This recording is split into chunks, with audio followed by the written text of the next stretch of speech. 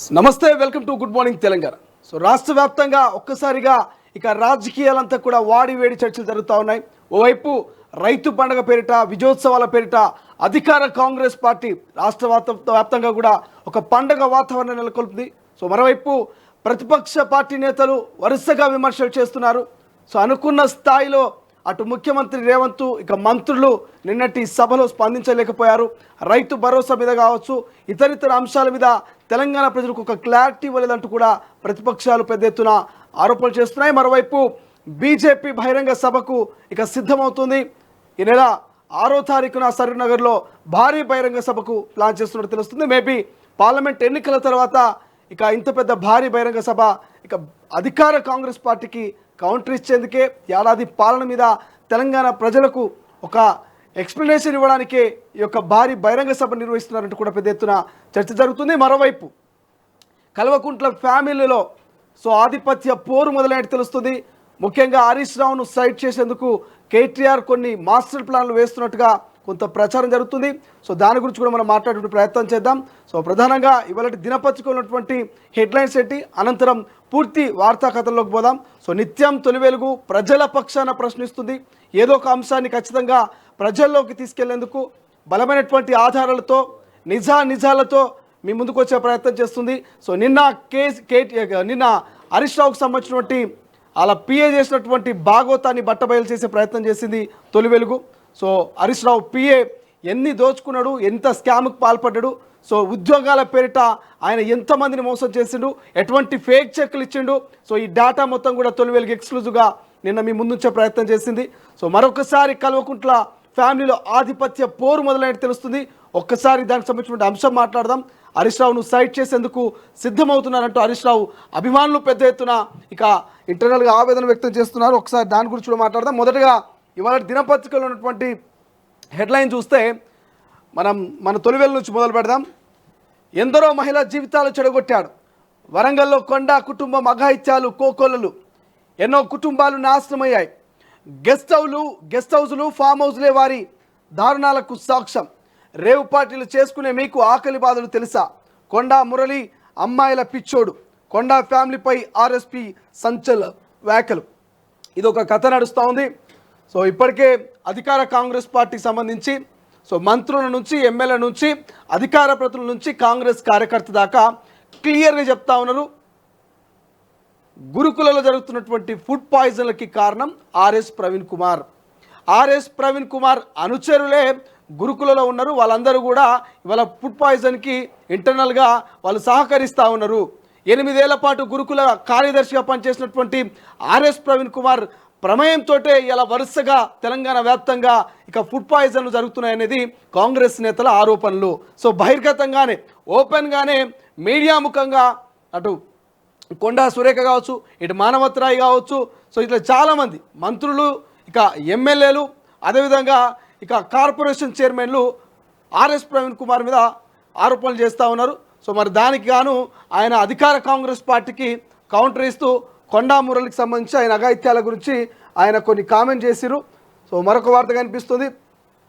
నీటిపారుదల శాఖలో అవినీతి తిమింగలం, ఏసీబీ వలకు చిక్కిన ఏఈ నికేష్, పెద్ద ఎత్తున బయటపడుతున్న అక్రమార్జన, ఒకేసారి 33 చోట్ల అధికారులు సోదా, దాదాపు 300 కోట్లకు పైగా ఆస్తుల గుర్తింపు, 6 నెలల క్రితం లంచం తీసుకుంటూ పట్టుబడ్డ నికేష్, ఏఈ లంచాలు 200 కోట్లు.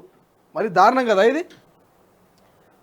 ప్రజలకు సేవ చేయాల్సినటువంటి అధికారులు ప్రజలను రక్తం లెక్క పట్టి పీడిస్తూ ఉంటారు. ఎక్కడికక్కడ కబ్జాలు చేసుడు, ఎక్కడికక్కడ అవినీతికి పాల్పడు, లంచాలు తీసుకుంటూ ఒక 200 కోట్ల రూపాయలంటే మామూలు విషయం. ఒకసారి ఆలోచించండి. ఏ లంచాలు మొత్తం 200 కోట్ల రూపాయలట. 33 చోట్ల అధికారులు సోదా చేసిరట. దాదాపు 300 కోట్ల ఆస్తిలో ఇక ఉన్నట్టు తెలుస్తూ ఉంది. అంటే ఆయన జీతం ఎంత, ఆయన కథ ఎంత, ఆయన కార్ఖాన ఎంత. సో నీటిపారుదల శాఖలో కీలక ఒక అవినీతి తిమింగలం అంటూ మనకు వార్త కనిపిస్తుంది. ఎక్స్ప్లెనేషన్లో మాట్లాడదాం. 200 కోట్లు అంటే మామూలు విషయం కాదు. కేటీఆర్ అవుట్, కవిత ఇన్, రాజకీయాలకు విరామం ప్రకటిస్తున్నా, నా ప్రత్యర్థులు నన్ను అంతగా మిస్కారని భావిస్తున్నా. ఇక ట్విట్టర్లో కేటీఆర్ సంచలన ప్రకటన. గత ఏడాదిగా ప్రభుత్వాన్ని ఏకిపడేసిన కేటీఆర్ సడన్గా బ్రేక్ ఇవ్వడంపై బీఆర్ఎస్లో ఆందోళన. పార్టీ పగ్గాలు కవితకిచ్చే యోచనలో కేసీఆర్. కవిత హరీష్ ఒక్కటయ్యారంటున్న కాంగ్రెస్. కవిత రాకతోనే కేటీఆర్ విరామం ప్రకటించారా? రాజకీయ వర్గాల్లో పలు రకాల చర్చలు. ఎస్, బీఆర్ఎస్ పార్టీలో కీలక మార్పులు, రాజకీయాలకు బ్రేక్ ఇచ్చిన కేటీఆర్. ఇటీవల పాలిటిక్స్లో యాక్టివ్ అయిన కవిత. సో అందరికీ తెలిసిందే, తాజాగా ఇక పొలిటికల్గా కవిత గారు యాక్టివ్ అవుతూ ఉన్నారు. ఇటు కేటీఆర్, హరీష్ రావు ఏమో కొంత సైడ్ అవుతున్నటువంటి పరిస్థితి. కానీ ఒక చర్చ అయితే నడుస్తూ ఉంది కాంగ్రెస్ నేతల్లో.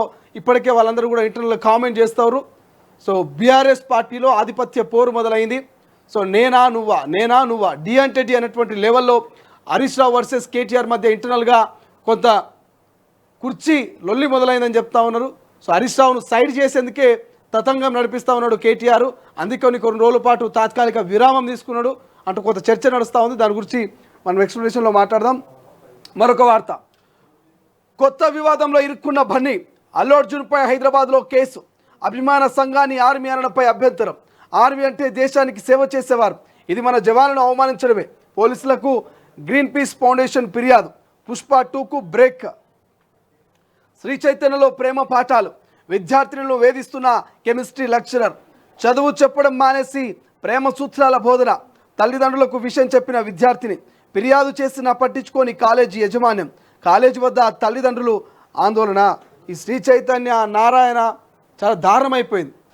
వీళ్ళు విద్యాబుద్ధులు నేర్పిస్తూ ఉన్నారా లేకపోతే ఇంకేం చేస్తూ ఉన్నారో అర్థమవుతలే. ఒక ఉపాధ్యాయుడు ఒక తండ్రిలాగా సో పాఠాలు చెప్పాలి, వాళ్ళ భవిష్యత్తును తీర్చిదిద్దాలి. కానీ ఆ ఉపాధ్యాయుడే ప్రేమ పేరిట వాళ్ళని ఎక్కడికక్కడ ఇబ్బందులకు గురి చేస్తూ ఉన్నాడట. ఒక కనీసం యాజమాన్యం మనం పట్టించుకోవాలి. ఇటువంటి లెక్చరర్ని వెంటనే విధుల నుంచి బహిష్కరించాలి కదా. సో వాళ్ళు యజమాన్యం కూడా స్పందించట్లేదట. లక్షలు ఫీజు తీసుకుంటారు, కానీ విద్యార్థుల భవిష్యత్తు విషయానికి వచ్చేసరికల్లా గాలికి వదిలేస్తారు. సో ఒకసారి దీని మీద అధికార కాంగ్రెస్ పార్టీ నజరు పెట్టాలి. ఇటువంటి శ్రీ చైతన్య నారాయణ లాంటి కాలేజీల తతంగాన్ని బయటపెట్టేటువంటి ప్రయత్నం చేయాలి. సో నిత్యం మనం ఎన్నో సమస్యలు చూస్తూ ఉన్నాం, కానీ ఈ నారాయణ శ్రీ చైతన్య అయితే నిత్యం వార్తల్లో నిలుస్తూ ఉంది. రైతు రుణమాఫీతో కొత్త చరిత్రనట. ఎస్, ఏడాదిలో 21,000 కోట్లతో 25 లక్షల మందికి లబ్ధి. దేశంలో సాగుకు ఉచిత విద్యుత్ పేటెంట్ కాంగ్రెస్ ప్రభుత్వానిదే. పాలమూరు ప్రగతి కేసీఆర్ కుటుంబం మోకాలుడు. ఎస్, మహబూబ్నగర్ జిల్లాలో సాగునీటి ప్రాజెక్టులు నిర్మించి 20 లక్షల ఎకరాలకు నీరిస్తా. 5 ఏళ్లలో ఈ ప్రాంతానికి 1,00,000 కోట్లు తెస్తా. రైతు పండగ ముగింపు వేడుకల్లో సీఎం రేవంత్ రెడ్డి. ఇంకేమున్నాయి? కాంగ్రెస్ ప్రభుత్వ వైఫల్యాలపై నేడే ఛార్జ్ షీట్. జిల్లా నియోజకవర్గ స్థాయిలో ప్రజల ముందుంచుతాం. కిషన్ రెడ్డి. అవినీతి తిమింగలం. ఇక నీటిపారుదల శాఖ ఏఈ ఇల్లు బంధువుల నివాసాల్లో అనిషా సోదాలు. నికేష్ కుమార్ అరెస్టు. 17.73 కోట్ల అక్రమ ఆస్తుల గుర్తింపు. బహిరంగ మార్కెట్లో వాటి విలువ 100 కోట్లు ఉంటుందంటూ అంచనానట.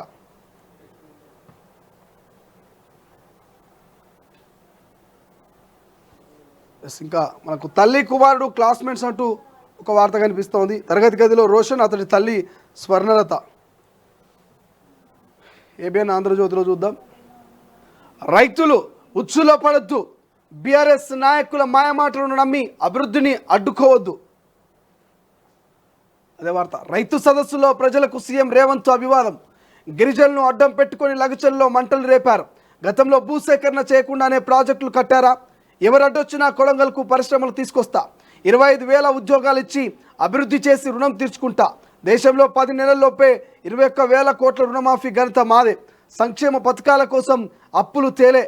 భూములు అమ్మలేదు. అప్పుడు వరి వేస్తే ఉర్రన్నారు. ఇప్పుడు బోనస్ ఇస్తున్నాం. పాలమూరుకు ఏటా 20,000 కోట్లు కేటాయిస్తాం.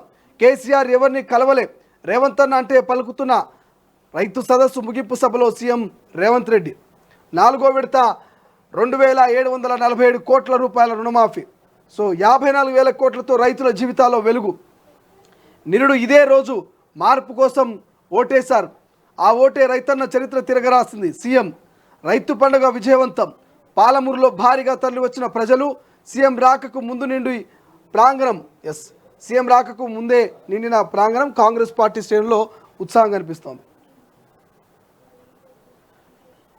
ఎస్, ఇంకేం కనిపిస్తుంది? టీజీపీఎస్సీ చైర్మన్గా బుర్రా వెంకటేశం. బీసీ ఐఏఎస్ అధికారికి అవకాశం. 10 ఏళ్లకు పైగా కొనసాగే ఛాన్స్, స్పెషల్ సిఎస్ పదోన్నతితో వీడుకోలట.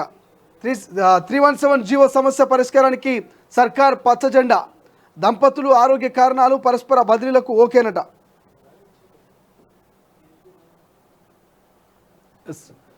దొంగ బెయిల్, నకిలీ బెయిల్తో జైలు నుంచి దర్జాగా బయటకు. చెంచల్గూడలో ఖైదీ మాయా, అండర్ ట్రయలర్ సహకారం. చోరీ కేసు నిందితుడికి బెయిల్ సెక్షన్లో విధుల అప్పగింత. పాత బెయిల్ పత్రాలతో పోర్చరీ. అధికారుల పరిశీలన పైనే. ఇక పీటీ వారెంట్తో వెలుగులోకి. ఖైదీ కోసం పోలీసులు గాలింపట. ఇట్లా కూడా నడుస్తూ ఉన్నాయి పోలీసులు. ఇక జైళ్ళలో కూడా మోసం చేసి చెంచల్గూడ జైలు నుంచి ఒక దొంగ బెయిల్ పెట్టి దొంగ బయటికి పోయినట. లంచాలకు సింగిల్ విండో, అధికారులందరి తరపున ఒక్కడే వసూలు. సస్పెండ్ అయిన ఏఈ నికీష్ కుమార్ భాగవతం. 19 చోట్ల సోదాలు, 150 కోట్ల ఆస్తులు. ఆదాయానికి మించిన ఆస్తుల కేసు నమోదు. అంటకాగిన అధికారులపైన ఏసీబీ నజరా. ఒక్కొక్క పేపర్లో ఒక్కొక్క ఆస్తుల వివరాలు రాసి, దాంట్లో 150 కోట్లు, ఇంకో దాంట్లో 200 కోట్లు, ఇంకో దాంట్లో 100 కోట్లు. కానీ ఏదేమైనా మనోడు మాత్రం మంచిగా సంపాదించినట్టు తెలుస్తూ ఉంది. దొరికిందే సందన్నట్టు ఈయన ఒక్కడే అందరి తరపున, అధికారులందరి తరపున ఈయన ఒక్కడే వసూలు చేస్తాడట. మంచి కలెక్షన్ కింగ్ ఉన్నట్టున్నాడు ఈయన. అక్కినేని నాగార్జున ఎట్లా కింగ్ నాగార్జున అంటారు, ఈయన అట్లా కలెక్షన్ కింగ్ ఉన్నట్టున్నాడు. కలెక్షన్ కింగ్ అందరు మూతపారి అన్ని పైసలు ఒకతాన జమ చేసి ఇక పంచుకునేటట్టున్నారు. ఇక ఏ పేపర్లో చూసినా ఈయనదే ఉన్నది వార్త. ఏఈ అక్రమాస్తులు 170 కోట్ల పైనట. అక్కడ 150, ఇక్కడ 170, ఇంకో చోట 200 కోట్లు మామూలుగా వసూలు చేయలేనట్టున్నాడు. లంచం తీసుకొని భారీ బిల్డింగ్స్, రియల్ ఎస్టేట్ వెంచర్స్కు ఎన్ఓసీలు ఇచ్చినట్ట. సో అది కథ. మాయగాళ్ళ మాటలు నమ్మి మోసపోవద్దు, అభివృద్ధిపై బీఆర్ఎస్ కుట్రలు. సీఎం రేవంత్ రెడ్డి. ఇక ఏడాది కాలంలో రాష్ట్ర ప్రభుత్వం చేసింది చెప్పుకోవడంలో వెనకబడ్డాం. పనిలో పడి దాని గురించి ఆలోచన చేయలేదు. మాకు ఆడంబరాలు తెలియదు. పాలమూరులకు పనిచేయడం తప్ప గొప్పలు చెప్పుకునేది తెలియదు. కష్టపడడం తప్ప గొప్పలు చెప్పుకోం. ఇప్పటి నుంచి నేను మాట్లాడను, మీరు అంటే జనం మాట్లాడాలి. పాలమూరులో జరుగుతున్న అభివృద్ధిని నలుదిక్కులా చాటాలంటూ సీఎం చెప్తా ఉన్నాడు. ఇక ఈ వార్త మొత్తం మనం చూస్తూ ఉన్నాం. నిన్న రైతు పండుగ ముగింపు వేడుకలో ముఖ్యమంత్రి మాట్లాడినటువంటి మాటలు అన్ని పత్రికలు హైలైట్ కనిపిస్తున్నాయి. ఇక్కడ ఇంకోటి కనిపిస్తోంది. ఫోన్ ట్యాపింగ్ కేసు నిందితుల పాస్పోర్ట్లు రద్దు. ప్రభాకర్ రావు, శ్రవణ్ రావుకు విదేశాంగ శాఖ నోటీసులు. పాస్పోర్ట్లు ఎందుకు రద్దు చేయకూడదో వివరణ ఇవ్వాలంటూ ఆదేశం. వాళ్ళిచ్చే వివరణ ఆధారంగా పాస్పోర్ట్లు రద్దు చేసి ఇండియాకు రప్పించే ఛాన్స్. మరోవైపు రుణమాఫీ చెక్కు రిలీజ్ చేస్తున్న సీఎం రేవంత్ మంత్రులు. 3.13 లక్షల మంది రైతులకు 2,747 కోట్లు పెండింగ్ రుణమాఫీని రిలీజ్ చేస్తున్న ప్రభుత్వం. రైతు పండుగ వేదికగా చెక్ అందజేసిన సీఎం. చాలామంది వెయిట్ చేస్తూ ఉన్నారు ఈ యొక్క రుణమాఫీ కోసం. సో అదొక రకంగా చెప్పాలంటే శుభవార్త అని చెప్పుకోవచ్చు రైతన్నలకు కూడా. సో వాళ్ళ కళ నెరవేరిందని కూడా చెప్పుకోవచ్చు. చాలా వరకు రైతుల ఖాతాలో అమౌంట్ కూడా క్రెడిట్ అవుతూ ఉన్నాయట. ఇక మనకు నమస్తే తెలంగాణకు పోతే, రైతుల పాలిట భయాస్తమట. అభయాస్తం కాస్త భయాస్తం చేశారు. సాగును ఆగం చేసిన కాంగ్రెస్ పాలన. రైతు బంధు రాదు, మద్దతు ధర లేదు, విత్తనాలకు వేతలు, కరెంటు కోతలు, అన్నదాతల ఆందోళనలు, ఆత్మహత్యలు. 11 నెలల్లో 347 మంది రైతుల బల్వన్మరణమట. భూములు ఇవ్వాల్సిందే, అభివృద్ధి జరగాలంటే రైతులు కొంత నష్టపోవాల్సిందే. లగచర్లో భూసేకరణ ఆగదు. ఎకరాకు 20 లక్షలు ఇస్తారట. ఇక 10 ఎక్కువ తీసుకొని పక్కకు పోయి భూములు కొనుక్కోండి. 3 లక్షల ఎకరాల 1300 ఎకరాలు తీసుకుంటే తప్పేంది.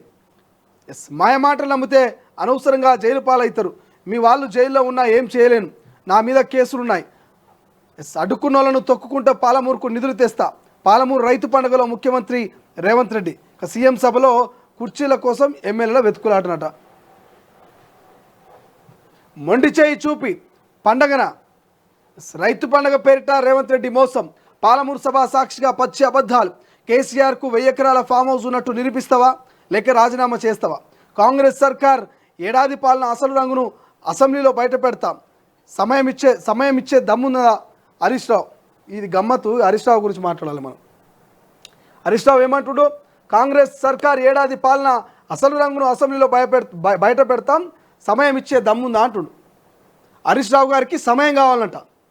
కాంగ్రెస్ పాలన ఏడాది పరిపాలన ఏం చేసింది, ఏం కథ అనేది మొత్తం అసెంబ్లీలో డిస్కషన్ చేద్దాం, మాకు టైం ఇచ్చే దమ్ము మీకుందా అంటున్నాడు. సో క్లియర్గా అధికార కాంగ్రెస్ పార్టీకి సంబంధించినటువంటి ముఖ్యమంత్రి చెప్తా ఉన్నాడు, కేసీఆర్ గారు ప్రధాన ప్రతిపక్ష నాయకుడు హోదాలో ఉన్నారు, మీరు అసెంబ్లీకి ఎప్పుడు వస్తారో చెప్పుర్రి, ఆ రోజు ఓపెన్గా డిస్కషన్ చేద్దాం, మీరు ఏ టాపిక్ అంటే ఆ టాపిక్, ఏ అంశం అంటే ఆ అంశం మీద మనము ఓపెన్గా డిస్కషన్ చేద్దాం, సో టైం మీరే ఫిక్స్ చేయండి, డేట్ మీరే ఫిక్స్ చేయండి అంటూ ఓపెన్ ఛాలెంజ్ విసిరితే ఆ ఛాలెంజ్ను స్వీకరించే దమ్ము బీఆర్ఎస్ నేతలకు లేదని ఇప్పటికే కాంగ్రెస్ వాళ్ళు కామెంట్ చేస్తారు. మళ్ళా పాప హరీష్ రావు గారు టైం అడుగుతున్నారు, టైం ఇచ్చినప్పుడేమో మాట్లాడరు, దిక్కులు చూస్తారు అటు ఇటు, లేకపోతే కామెంట్ చేస్తారు. పోయిన అసెంబ్లీ సమావేశంలో ఏం జరిగింది? సో ఇప్పుడు హరీష్ రావు గారు టైం అడుగుతా ఉన్నారు కాబట్టి సో చూద్దాం మరి ఈసారి అసెంబ్లీలో ఏ పార్టీ ప్రతిపక్ష నాయకులుగా వీళ్ళు ప్రశ్నిస్తారు అనేది.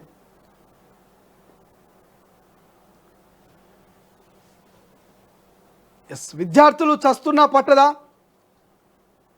మీకు చేత కాకుంటే విద్యాశాఖను బీఆర్ఎస్కు అప్పగించండి. ఆర్ఎస్పేట దమ్ముంటే గురుకులపై చర్చకు రండి, నేను ఏ విచారణకైనా సిద్ధం, తప్పు చేసినట్టు తేలితే ఉరికంబం ఎక్కేందుకైనా రెడీ. బీఆర్ఎస్ నేత ఆర్ఎస్ ప్రవీణ్ కుమార్ సవాల్, గురుకులను నిర్వీర్యం చేస్తున్న కాంగ్రెస్, అమ్మాయిలపై కొండా మురళి దారుణాలు, అందుకు వరంగల్ గెస్ట్ హౌస్లే సాక్ష్యం, కొండాకు నాటి ఎస్పీ కౌన్సిలింగ్ ప్రవీణ్. ఇంకేమైనా ఏమైనా కనిపిస్తున్నాయా? ధరలో మార్పులు, మోకాల్డ్ ఎవరట,